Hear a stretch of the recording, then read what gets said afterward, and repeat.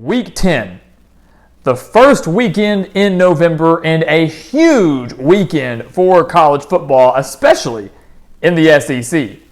But what about some of the other teams and some of the other conferences across the country? That is what we are here to break down today, guys. Our 5 most underrated but still very important games right here heading into Week 10. We're ready to break down each of these 5 games, share our official prediction, and get you ready for, again, what should be a huge weekend of college football starting today on Tuesday and running all the way through Saturday. You gotta love it, guys. This is the month where college football gets fun. This is where things get interesting.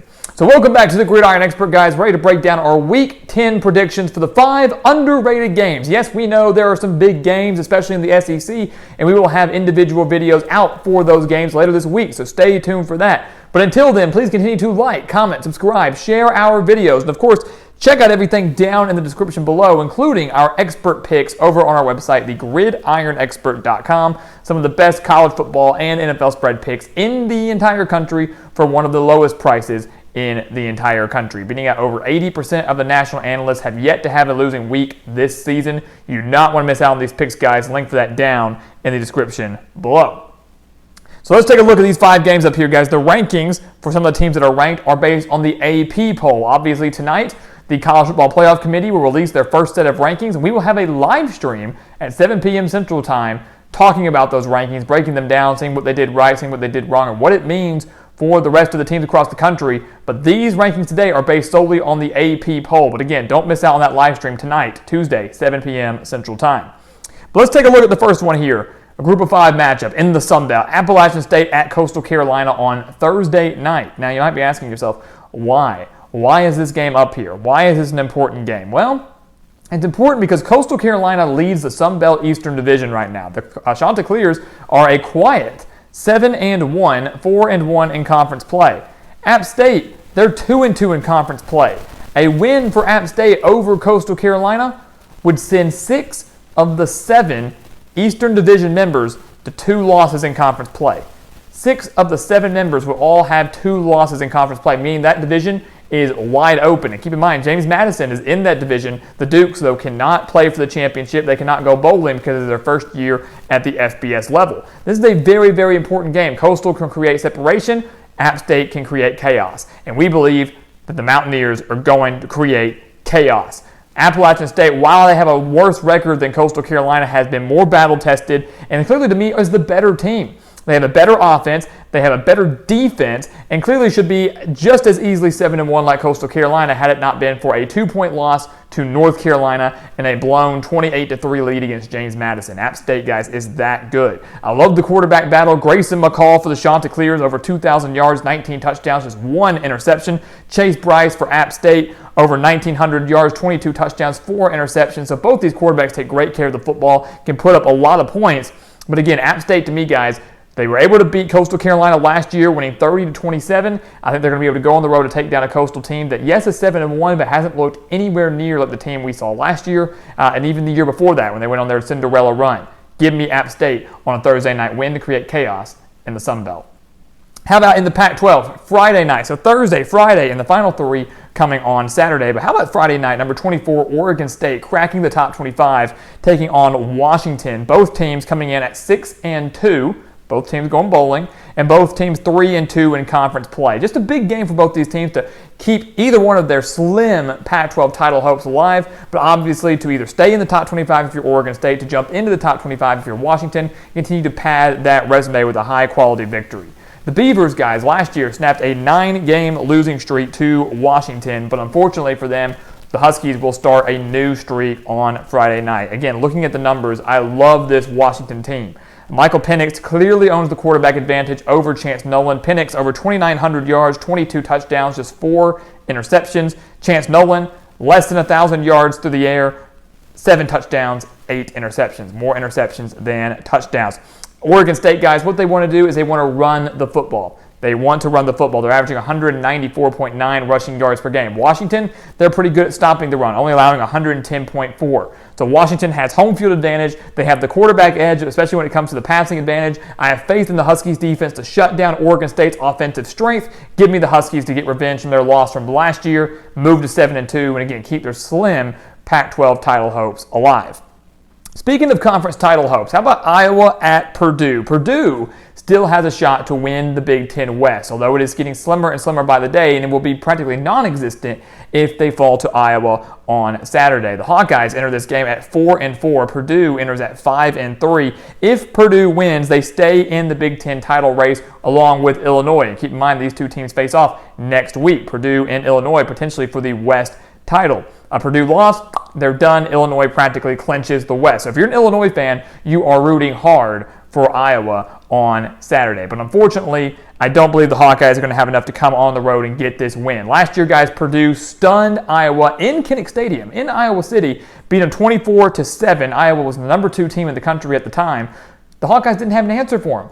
Did not have an answer. Why? Because Purdue actually has a competent offense. The Boilermakers, over 440 yards per game, over 314 passing yards per game. Iowa simply does not have the offense to keep up, and the defense can only hold on for so long. The defense can only do their job for so long. That was the case for them last year. That's been the case for Iowa in a handful of games this year, where the defense is playing great, but if their offense is putting that defense right back on the field pretty quickly with turnovers or quick 3 and outs, they're eventually going to get worn down. That's what's going to happen in West Lafayette. Give me Purdue, and let me give a big matchup next week as Purdue takes on Illinois for potentially the Big Ten West lead. What a game and what a win for Purdue on Saturday. How about the Big 12? We're kind of hitting all the conferences here. Texas at number 13, Kansas State. God, if you love college football, if you're a fan of either of these two teams, you know that this series between the Longhorns and the Wildcats has been a lot of fun over these last few years. Yeah, Texas has won 5 straight over Kansas State, but 4 of those 5 have been decided by 6 points or less. You could see another one-possession game on Saturday, but Kansas State is finally going to end that streak over Texas. Again, why is this game big, guys? Well, first off, again, because of the streak, because Texas has won 5 straight, because the game has been so much fun to watch, but because if Texas does win against Kansas State, it creates chaos for who gets second place in the Big 12, and obviously who has the honor to most likely play TCU in the Big 12 championship game. It could be Texas, it could be Baylor, it could be Kansas State, it could be Oklahoma State still. Playoff hopes are dumb, but they can still win the Big 12. Lots at stake here if Texas wins. If Texas fails to win, Kansas State keeps that number 2 spot, continues to rise up the rankings, and we could see a TCU-Kansas State rematch in the Big 12 championship game. Ultimately, guys, what this comes down to is, yes, the streak, but also can Kansas State, bounce back? Can they shut out Oklahoma State? They're riding that high 48-0 win over the Cowboys last week. Are they going to have a bit of a letdown game at home?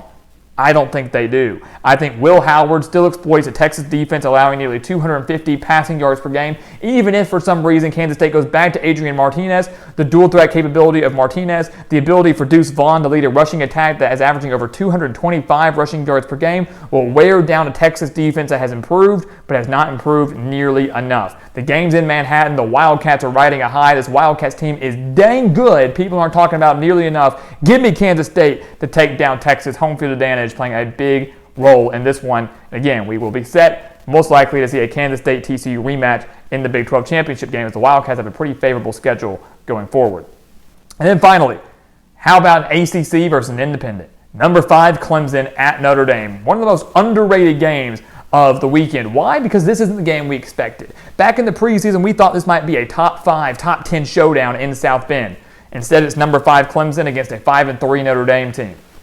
But that doesn't matter, because we're picking Notre Dame to pull off the upset. So yes, maybe it doesn't have the big rankings next to their names. Maybe it doesn't, have the excitement and the, pizzazz that we thought it was going to have. But this game is going to be a lot of fun, and it's going to be fun if you like defense too. I love Notre Dame's defense. I love Clemson's defense. The Tigers allowing just 19.9 points per game. Notre Dame just giving up 22.1 points per game. The Fighting Irish allowing just a little over 200 passing yards per game, while Clemson giving up just 87.9 rushing yards per game. So each has a strength. Notre Dame's being in the secondary, Clemson's being up front, shutting down the run.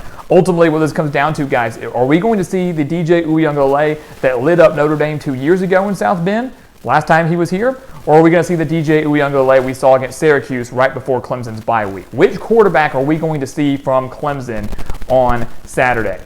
And if DJ Uiagalelei plays poorly, and if Cade Klubnik has to be put in the game, will it be too late? That's going to be the million-dollar question. I love Notre Dame in this spot. They have been wildly inconsistent, but they're riding a high. A road win over a top 20 Syracuse team, which they beat by 17. Yes, Garrett Schrader went down in that game, but still a very solid Notre Dame performance at home, at night. Strong defense against a Clemson offense that isn't necessarily a world beater. With an inconsistent quarterback, I like the Fighting Irish to pull off an upset here. Give Marcus Freeman his signature win, his first full year as head coach of the Fighting Irish. Notre Dame clinches bowl eligibility, and Clemson's college football playoff hopes could die Saturday night in South Bend. The Tigers, yes, are undefeated. They're the fifth-ranked team in the country based on the AP, but don't seem to be getting too much respect. The ACC is down this year. Schedule is relatively favorable down the road, but could the Tigers get in with one loss? Going to create a lot of debate, a lot of controversy down the stretch, but the Notre Dame is going to be the one to create it with a win on Saturday. So guys, there you have it. There you have it. Our 5 underrated games that you still need to watch this weekend. Starting on Thursday all the way through Saturday. We've got football from Tuesday through Saturday. It's the best time of the year, best month of the year. Gotta love college football. You gotta love it having every single day of the week. But these are the games you want to watch. Handful of upsets in there, handful of big-time games, and the bigger ones like Georgia, Tennessee, Alabama, and LSU. Those predictions will be coming out here in a few days right here on the channel, along with our live streams breaking down the college football playoff rankings. Do not miss out on that. Do not miss out on everything down in the description below either, including our expert picks over on our website, thegridironexpert.com. Some of the best college football and NFL spread picks in the entire country. Make sure to go check those out. Sign up today to become a part of our GE Nation. And once again, guys, as always, thank you so much for watching, and we'll see you next time right here on The Gridiron Expert.